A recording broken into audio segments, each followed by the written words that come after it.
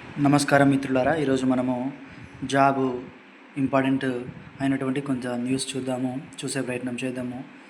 అయితే ఐటీఐ చేసిన వారికి మరియు 10th చేసిన వారికి, ఐటీఐ డిప్లొమా చేసిన వారికి మంచి సువర్ణమైనటువంటి అవకాశం మిత్రులారా. మరి ఇలాంటి జాబ్ ఆపర్చునిటీ మిస్ కావద్దు అనుకుంటే మీరు ఈ యొక్క వీడియోని పూర్తి వరకు చూడండి.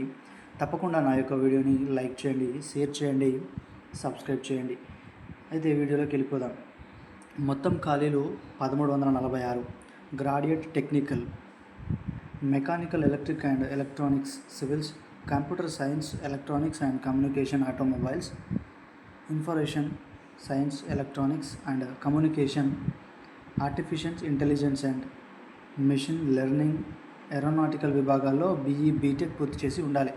మిత్రులారా చూడండి, మనం బీటెక్ లేదా ఇంజనీరింగ్ చేసి వారమైతే మనకి జాబ్ ఎలిజిబుల్ అన్నమాట. చూడండి, graduate general, BSc, BCom, BCA, BBA చూడండి, హెచ్ఏఆర్ పూర్తి చేసి ఉండాలి. డిప్లొమా చేసి ఉండాలి మిత్రులారా.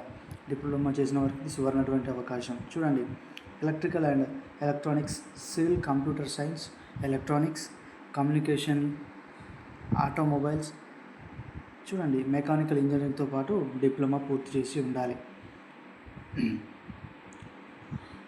ITI fitter, welding, turner, machine, electrical, COPA, mechanic, diesel, corporator, tool and డైమింగ్, sheet, motor, plumber and mechanic, auto, electrical మరియు అండ్ ఎలక్ట్రానికల్, ఎంఎంవి, మోటార్లు, మెకానిక్, వెహికల్, ఎలక్ట్రానిక్, మెకానిక్లో ఐటీ పూర్తి చేసి ఉండాలి. చూడండి మిత్రులారా, ఐటీఐ పూర్తి చేసిన వారికి ఎంత సువర్ణమైన అవకాశమో, ఎన్ని విభాగాల్లో ఉద్యోగాలు ఉన్నాయో చూడండి. ఇవన్నీ కూడా ఐటీఐ పూర్తి చేసిన వారికి మంచి అవకాశం మిత్రులు. తప్పకుండా మీరు దీనికి అప్లై చేసేటువంటి ప్రయత్నం చేయండి. చూడండి, వయోపరిమితి కనీసము 17 సంవత్సరాలు నిండి ఉండాలి. ఎన్ని సంవత్సరాలు? 17 సంవత్సరాలు. అప్లికేషన్ ఎలా అప్లై చేయాలి? ఆన్లైన్ ద్వారా చేయాలి. అప్లికేషన్ ప్రారంభం ఎప్పుడు? ఆగస్టు 18 నుంచి స్టార్ట్ అయిందన్నమాట. ఇది లాస్ట్ డేట్ సెప్టెంబర్ 9 వరకు ఉంది. ఇంకా సమయం ఉంది కాబట్టి మీరు మిస్ చేయకండి, అప్లై చేసే ప్రయత్నం చేయండి. తప్పకుండా నా యొక్క వీడియో మీ దాకా రావాలి అనుకుంటే ఇలాంటి వీడియోస్ సబ్స్క్రైబ్ చేసి పెట్టుకోండి మిత్రులారా. తప్పకుండా సబ్స్క్రైబ్ చేయండి, లైక్ చేయండి. చూడండి, సెలక్షన్ ప్రాసెస్ వచ్చేసి academic merit, short list, document verification ఆధారంగా అభ్యర్థులను ఎంపిక చేస్తారు. చూడండి, అదేవిధంగా మరి బిఎల్ఎంఓ జాబ్కి సంబంధించి చూడండి, ఇది చాలా మనకు అవసరమైనటువంటి సమాచారం మిత్రులారా. దీన్ని మీరు పూర్తిగా చూడండి, మీ ఫ్రెండ్స్కి షేర్ చేసే ప్రయత్నం చేయండి. మొత్తం ఖాళీలు వచ్చేసి ఇంకో జాబ్ అవకాశానికి చూడండి, మొత్తం ఖాళీలు 43.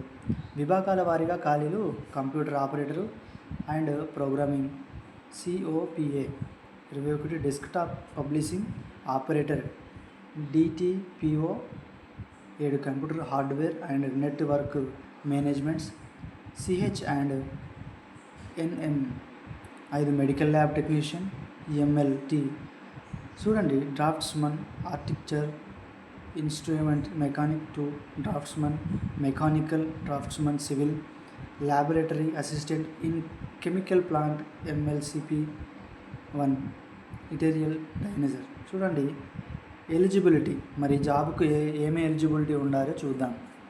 చూడండి, గుర్తింపు పొందిన బోర్డు నుంచి 10వ తరగతి లేదా సమానమైన కోర్సు సైన్స్ సబ్జెక్టులతో కనీసము 55% మార్కులతో ఉత్తీర్ణులై ఉండాలి అన్నమాట. కనీసం 10వ తరగతి చదివితే సరిపోతుంది దీనికి. ఇక మన దగ్గర ఉన్నటువంటి సమానమైన చదువు అంటే ఖచ్చితంగా సమానమైన 10వ తరగతి కిందకి మనం దీన్ని గుర్తించాలి. అలాగే సంబంధిత ట్రేడ్లలో చూడండి, ఐటీఐ సర్టిఫికేట్ లేదా నేషనల్ స్టేట్ ట్రేడ్ సర్టిఫికేట్ కలిగి ఉండడం తప్పనిసరి. పని అనుభవం ఉండాలి. ఈ జాబ్కు మనము అప్లై చేయాలి అంటే కనీసం 55 మార్కులతో ఉత్తీర్ణులై ఉండాలి.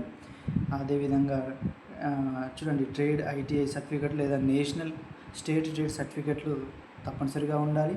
పని అనుభవం కూడా తప్పనిసరిగా ఉండాలి. చూడండి, మరి దీనికి గరిష్ట వయో పరిమితి ఎంత ఉందో చూద్దాం.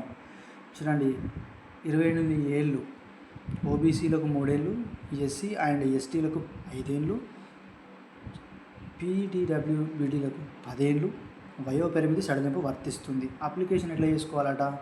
ఆన్లైన్లో మాత్రమే చేసుకోవాలి. అప్లికేషన్ ప్రారంభం ఎప్పుడు? ఆగస్టు 18 నుంచి.